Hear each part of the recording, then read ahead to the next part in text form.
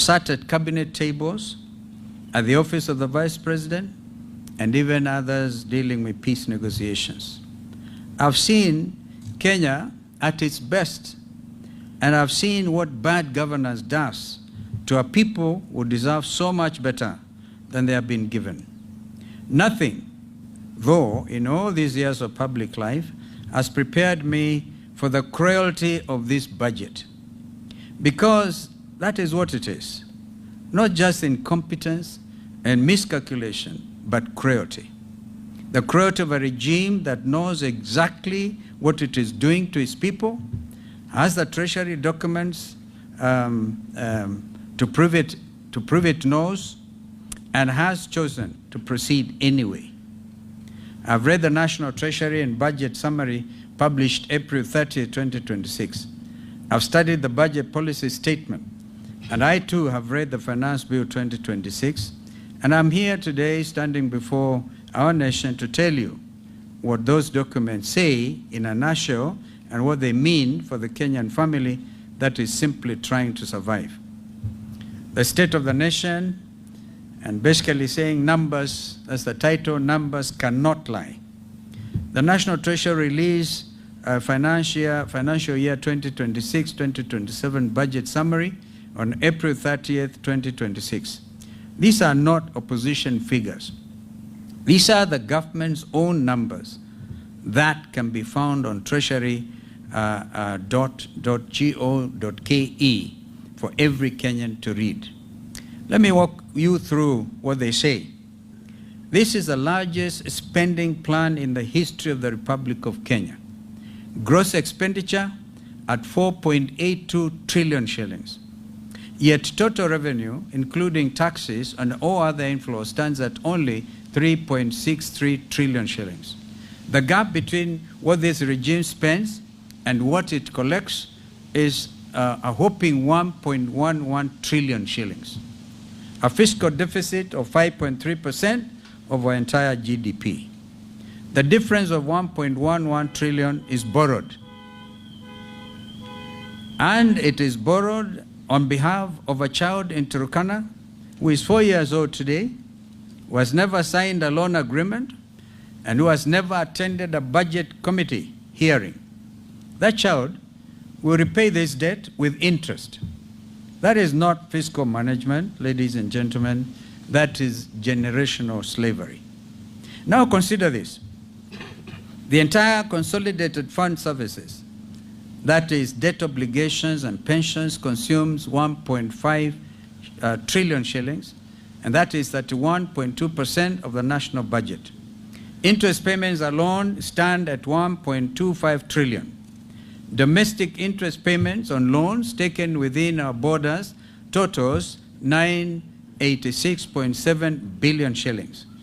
To put that in a language every Kenyan understands, interest on domestic debt alone costs more than the entire education budget of 668.3 billion shillings. Think about this.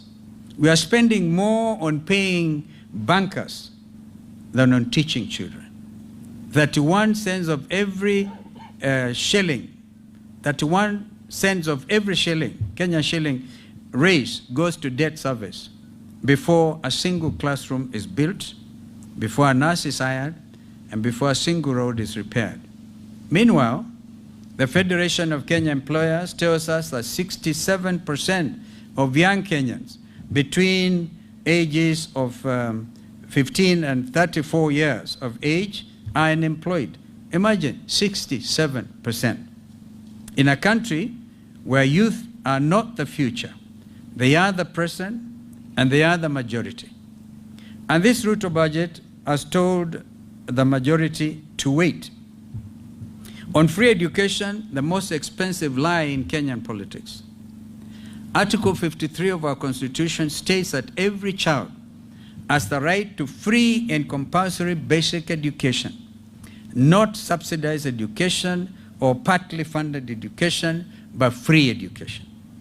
Yet here is what the budget estimates actually show.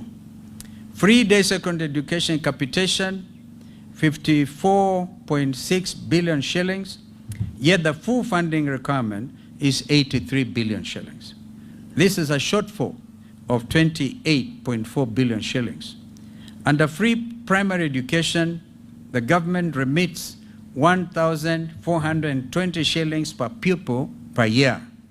Yet the budget policy statement at page 44 of volume 2 documents an 18 billion capitation gap. Junior secondary schools receive 30.9 billion shillings against a need of 42 billion shillings.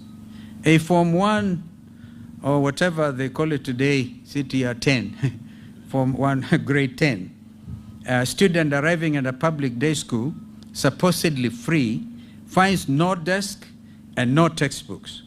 And all children go without desks because of the Kenya School Equipment Scheme, the program that once put desks, laboratory equipment, and books directly into public schools has been defunded and forgotten. The budget estimates show an estimated 112 billion shillings allocated for administrative overheads at the Ministry of Education headquarters. 112 billion shillings for the bureaucracy that runs education sector. 65 billion for the children being educated. That is not a budget. That is an insult. Thirdly, school safety and student mental health, a crisis this budget ignores. On Saturday, June 6, I stood before the Kenyans and spoke about something that had nothing to do with websites or campaign platforms. I spoke about 16 of our daughters who will never come home again because of the fire at Tutumishi Girls Academy in Gilgil. Since May, Kenya has watched with growing dread as school after school has experienced unrest, destruction, and fire. Lenana School, State House Girls, Alliance High School, Loreto Limuru, these are not isolated incidents. They are patterned, and this government with a budget of 4.82 trillion shillings has responded with investigations that go nowhere. And today we have seen they've even recommended suspending the midterm or bringing the midterm break a little earlier. What are our children telling us? They are telling us that dormitory buildings are fire traps that were never built to code and have never been inspected to standard. They are telling us that the food is inadequate and sometimes unsafe. They are telling us that when they raise concerns about conditions, about pressure, about feeling overwhelmed, no one listens. They are telling us that the mental health burden on a Kenyan teenager today is heavier than any generation before them has carried, and that the system built around them has no mechanism to hear them, let alone help them. This is not a new crisis. It is a neglected one. A government that allows it to fester while protecting a 112 billion shillings Minister of Education administrative overhead has made a choice. It has chosen the bureaucracy of our children for the last 4 years. Now look at what this budget allocates to address it. School mental health programming, effectively zero. There is no dedicated national school mental health line in the budget estimates. The Edu Afya, Kumboka, our brother Matiang'i will speak to that. Our Edu Afya school health screening program, which was often the only medical review a public school child ever received, was abolished by this Ruto regime. The Kenya School Equipment Scheme, which would put safe and adequate furniture into schools, remains defunded, as we said before.